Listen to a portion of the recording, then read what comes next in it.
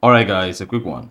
Here, I'll detail how to on double tap screen on in iPhone.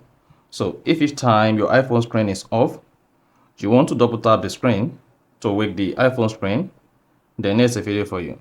So if at the end of this you found this offer informative, please don't forget to like and then subscribe. Now to turn on double tap screen on in iPhone, all you need to do is go ahead and open the settings app. On the settings app, scroll down, locate and click on accessibility. Once you click on accessibility, scroll down, locate and click on touch. Then scroll down, make sure tap to wake is enabled. If tap to wake is disabled and your iPhone screen is off, you'll not be able to double tap to wake the screen. You see that?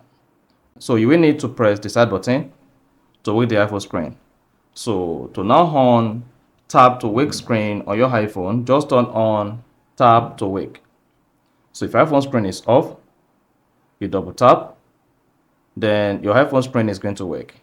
So that's exactly how to turn on double tap screen on in iPhone. So if you found this offer informative, please don't forget to like and then subscribe.